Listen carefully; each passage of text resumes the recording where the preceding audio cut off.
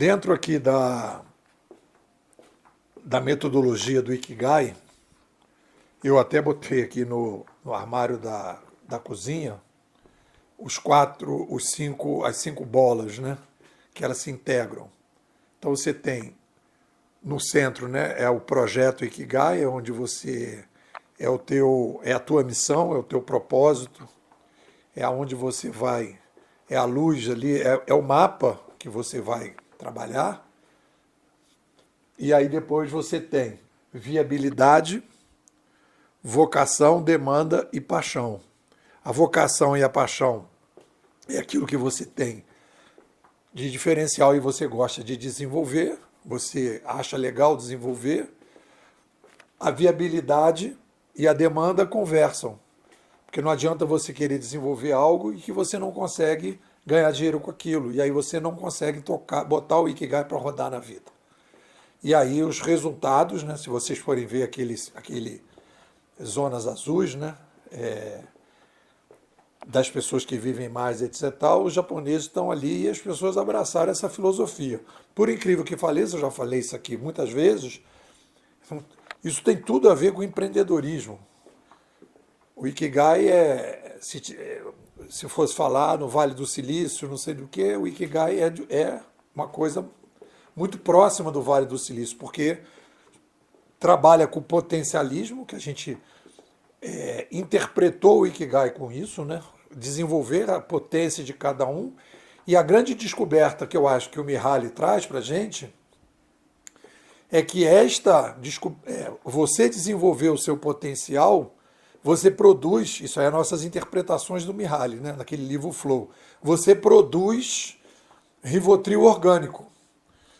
Ou seja, você não precisa tomar remédio para depressão, ansiedade. Você mesmo começa a produzir o seu próprio remédio. Você começa a gerar energias positivas, essas energias positivas vão te permitindo aumentar o seu bom TRC, bom humor, motivação, tranquilidade, resiliência e criatividade. E a partir daí você começa a ter uma vida melhor e quando você vai aumentando o bom TRC, né, produzindo Rivotril orgânico, você vai tendo resultados, melhorias na saúde física e mental. Eu posso comprovar com certeza para vocês que desde o dia que eu, com 50 anos, abracei a minha principal vocação, que é o desenvolvimento de conceitos, e consegui colocar isso para rodar na minha vida, né? Eu tenho hoje uma vida minimalista, por enquanto, e continuo querendo continuar nessa linha, né? Vim para Teresópolis, moro aqui super bem, tranquilo, sem grandes luxos, etc, etc. E com isso eu pude criar uma escola. Isso tem a ver com o primeiro parênteses dessa conversa. Consegui criar uma escola independente. Porque eu percebi que dentro da estrutura tradicional, eu não ia conseguir ter a liberdade para exercer o meu potencialismo. As minhas potências. Por quê?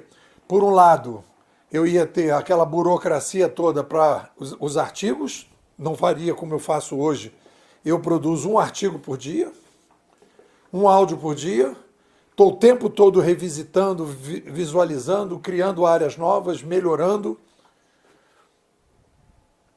E tive a possibilidade, sem nenhum problema, de dizer, olha, vou criar a ciência da inovação. Não achei ainda ninguém que esteja trabalhando exatamente com ciência da inovação, né? Não estou dizendo que ela não existe, mas não vejo ninguém trabalhando. Eu digo, o que a gente faz é ciência da inovação. E esse é o primeiro parêntese do artigo, que é exatamente olhando como um conceituador sênior, tudo isso, olhando para o fenômeno, que é o estudo do digital, eu senti necessidade de mexer nas ferramentas, mexer na oficina para construir cadeira. E aí então eu dividi a ambientologia e a fenomenologia. A fenomenologia é o estudo do fenômeno, mas para eu estudar o fenômeno, eu preciso procurar um ambiente que me dê liberdade, que é o caso aqui, que é um crowdfunding, os bimodais me ajudam a continuar produzindo, financiando a escola, e a partir do momento que eles financiam a escola e eu tenho liberdade para fazer os artigos e ter as pesquisas e tal, babá, eu pude, sem nenhum tipo de problema, sem nenhum tipo de sindicato me apertando, né? Ah, não, você tem que ficar aqui fechado na comunicação, na ciência da informação, ou na administração, etc. Não. Aqui a gente vai intuitivamente vendo o que é melhor para explicar para as pessoas, para que elas possam lidar melhor com esse novo cenário, sem nenhuma amarra. Isso é a questão ambientológica. E aí, no rodapé do artigo, eu trabalho essa questão da fenomenologia na ambientologia. Geralmente, os conceituadores que não são sênior, eles trabalham muito preocupados com o fenômeno e como eles estão nas amarras dentro da ambientologia, no lugar que ele está produzindo a pesquisa e na ciência que ele está produzindo a pesquisa, ele fica amarrado. E a gente hoje precisa dessa liberdade. Então esse é o primeiro aspecto. Então, quando eu... E aí por que eu estou falando do Ikigai? Porque eu percebo, nesse título do artigo, por exemplo, Conteudistas 2.0, o papel dos GPTs na construção de ideias e narrativas. Conteudistas 2.0, o papel dos GPTs na construção de ideias e narrativas. Esse é um dos projetos da Bimodais. Eu criei esse projeto. Eu vou chamar ele de projetão? Não. Esse é um projetinho. Da mesma maneira que eu estou trabalhando, isso não é diminutivo nenhum, da mesma maneira que eu estou trabalhando com o desenvolvimento de memórias de empreendedores diferenciados. Esse é um projetinho. É um projetinho que o Nepo faz com prazer. É bom ter uma variação, né? Mas ele não é o projeto mais amplo, que é o que a gente tem trabalhado. Trabalhei ontem no artigo, né? Que é o da reformatação 2.0. Esse pega tudo que a gente está trabalhando.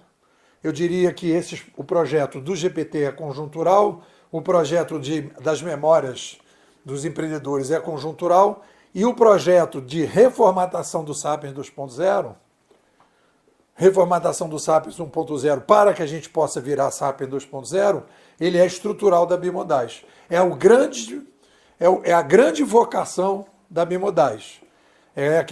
A metáfora que eu estou fazendo é um laboratório de pesquisa de medicamentos, se especializa em resolver problemas de solução neurológicas, e aí resolve também dor de cabeça, mas a estrutura é doenças neurológicas mais sofisticadas. Sei lá, mal de Parkinson, sei lá, Alzheimer, não sei o quê. Então, isso eles conseguem uma solução. Então, a gente hoje se capacitou para fazer essa reformatação, tanto para as crianças, quer dizer, ajudando os educadores que estão trabalhando com crianças a entender o cenário, a entender as novas habilidades, tanto quanto o pessoal de graduação, quanto os adultos. A gente tem esse cabedal todo. Esse é o grande projetão. E aí eu diria que eu encontrei nesse processo essa estrutura. Bom, aí dentro dessa pesquisa que a gente está trabalhando, e aí eu fiz o nicho, porque eu não estou falando, que eu vejo aí no TikTok, o cara fala, agora tem um vídeo, agora tem uma entre aspas, né, inteligência artificial de vídeo e de imagem, e agora tem isso, tem aquilo, não sei mais o que, não sei o que lá. Não tem nicho, não tem um foco. Eu comecei com articulistas e conceituadores e hoje, conversando aqui dentro dos processos que eu estou usando, né, das ferramentas de apoio que eu estou usando, veio essa ideia, né? E aí eu acho que ela está mais amadurecida, que é Conteudistas 2.0. É o uso dos GPTs para conteudistas, que é o que eu tenho me especializado aqui nos últimos 2-3 meses. Então a primeira coisa, e aí eu penso em fazer um e-book, e a primeira coisa que a gente tem que conversar, e foi muito interessante, é justamente, e aí voltar ao assunto, né? Por que a gente não usa inteligência artificial? E isso é uma questão fundamental que eu aprendi principalmente com a Ayn Rand, quando ela dedica um livro inteiro, que é o livro sobre egoísmo, né? A virtude do egoísmo. Ela vai pegar o conceito egoísmo e decupar aquilo porque ela percebeu que o jeito que a gente falava, o uso da palavra egoísmo, era extremamente tóxico, porque levava as pessoas a evitar de resolver os problemas, de pensar nos seus interesses, e as pessoas então ficavam constrangidas de serem elas mesmas. É uma discussão potencialista. E aí, dentro dessas histórias, eu venho, né, uma das atividades de um conceituador de excelência, ou um conceituador sênior, na procura da excelência, não é que eu sou excelente, na procura de excelência, a gente vem questionando conceitos ruins. E aí, quando a gente tem, agora, como a gente está na internet, né, com essa coisa googável, todo mundo quer seguidor, todo mundo quer estar por dentro, aparece um conceito, seja ele qual for, transformação digital, metaverso, apareceu lá e o cara percebe que aquilo vai aumentar o número de audiência dele, ele, tô dentro. Aí começa a usar aquele conceito, não se preocupa em absolutamente ver se aquilo ali tem função ou não tem função. Quando eu pedi, como a gente tem feito aqui todos os artigos, eu peço para os GPTs darem uma nota, e eu falei, né, das tecnologias digitais mais inteligentes, argumentando que a gente não deveria usar a inteligência artificial, porque é um conceito tóxico, que gera uma confusão, que é a confusão que é a seguinte, que é uma confusão que acontece dentro dessa visão tecnopura, né, tecnonatureba das pessoas, de achar que as tecnologias são as novas, as antigas não existem. Então, quando as pessoas falam inteligência artificial, parece que agora tudo que a gente construiu até então não tinha inteligência nenhuma. Nem a geladeira, nem o airfry, nem a máquina de lavar, nem a máquina de lavar louça, né, nem o micro-ondas aqui. Nada disso tem inteligência, mas tem. Você bota 20 minutos, ele fica 20 minutos. Você manda enxaguar 30 minutos, ele enxágua 30 minutos. E aqui você depois não teve uma sofisticação, você foi botando coisas digitais. Então ali existe uma inteligência. O que a gente tem que entender é que a gente está aumentando o QI das máquinas. Elas estão ficando mais inteligentes, mas chamar as outras máquinas de não inteligentes aumenta a dificuldade das pessoas lidar com tudo isso. Parece que a gente está criando máquinas, né, que antes não existiam, que existiam antes máquinas sem nenhuma inteligência, como é a enxada. Você tem a inteligência para criar a enxada, mas a enxada é inteligência zero. A máquina de lavar roupa não é inteligência zero. Um videocassete, uma secretária eletrônica não é inteligência zero, é um QI baixo. E a gente vai aumentando o QI. Então esse é um primeiro grande problema. E o segundo grande problema que eu também vejo é de classificação. Quando a gente fala, né, de tecnologias digitais mais inteligentes, e aí faz a diferença, né? Porque antes eram tecnologias eletrônicas mais inteligentes, porque as máquinas de lavar roupa eram eletrônicas, não eram digitais. Aí você pode até ter já em máquinas de lavar, como tem o caso aqui no meu prédio, em que você tem chip ali, que você já tem mais sofisticação. Aí já ela não é mais uma máquina eletrônica, ela é eletrônica digital, então ela é digital, ela tem coisas que não tinham antes. E aí a gente consegue ver. Aí separa TDMIs individuais, quando eu faço um artigo, quando eu uso para escrita, quando eu uso para uma foto, eu estou usando. E não tem ali rastro, não tem nada, eu estou usando, eu estou colocando, e é uma coisa individual. E quando eu estou trabalhando com TDMIs coletivas, que é o caso do TikTok, é o caso do Waze, é o caso do Uber, é o caso, quer dizer, então eu estou usando algoritmos, né, para que eu possa tomar decisões coletivas. São duas coisas diferentes. Para a gente poder falar, então, Nepô, essas mentorias que você está fazendo, qual é o foco dessas mentorias? A minha mentoria é para a escrita 2.0, é o uso dessas máquinas para melhorar a produção de conteúdo. E aí eu estou usando isso direto. E aí eu comecei aqui a organizar, né, as minhas recomendações. Então eu tenho uma recomendação geral que extrapola a escrita 2.0 para conteudistas, né? Que eu botei, tem um prompeteiro para chamar de seu, isso vale para qualquer produção, de qualquer coisa. A produção de prompts que você não faz direto. Cada sala é uma missão. Então eu fui percebendo que eles se atrapalham. Então é uma sala para fazer imagem, uma sala para me ajudar a titular, uma sala para me ajudar a colocar frases interessantes, né? Cada sala uma história. E depois, a sala embolou, isso acontece muito, hoje já aconteceu, a sala se perde. Por algum problema, pelo menos no chat GPT, elas se perdem. Aí você tem que trocar o prompt. Aí começa a conversa do prompt para cá, prompt para lá. A melhor coisa que tem é deleta a sala, pega o prompt, coloca em outra sala, começa tudo do zero. Então essas são as dicas gerais que eu tenho trabalhado. E as específicas, né? Eu tenho aqui o Charles, tanto no Claude quanto no GPT, é um pau para toda obra. Ali para mim é um Google. Tudo ali eu pergunto, não tem uma coisa específica. Mas aí eu sei que aquele ali é para fazer perguntas gerais. Ah, agora faz aí para mim, o que é tal coisa? Ah, desenvolve esse conceito para mim, faz isso, faz aquilo. Aquilo ali é uma coisa genérica, que ele vai fazendo a demanda. Então é legal ter isso, né? Titulador, tem alguns GPT para criar frases criativas, criador de imagens, selecionador das melhores frases, tenho usado muito isso, fazedor de hashtag. E aí eu tenho umas salas para divulgação de artigos, para, por exemplo, colocar no LinkedIn, para colocar no Instagram, que tem limitação de tamanho de caracteres, eu fui criando e fui estruturando isso. E hoje eu estou muito mais eficaz, com muito mais qualidade e melhorando o jeito que eu estou trabalhando. Vamos pegar as frases boas aí. Conceitos imprecisos não apenas confundem, mas travam o avanço do entendimento.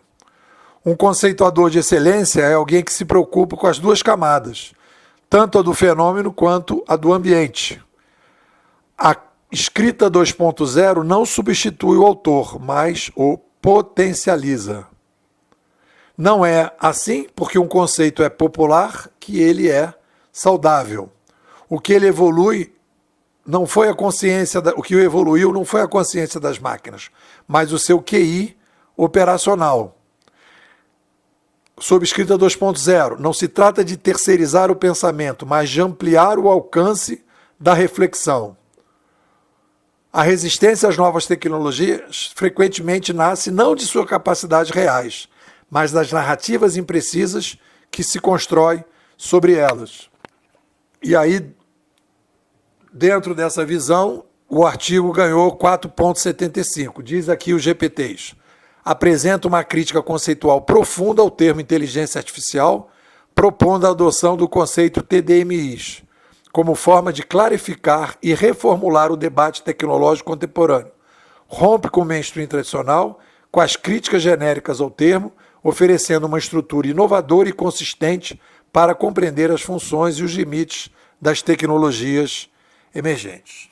É isso. O que vocês dizem? Bom, estamos aqui a pleno vapor aqui na Bimodais, estamos aí com a discussão sobre reformatação 2.0, os GPTs para conteudistas. Estou trabalhando também bastante com memórias para empreendedores diferenciados, né? Já fizemos 2 livros, estou com mais 3 ou 4 livros em andamento, com projetos.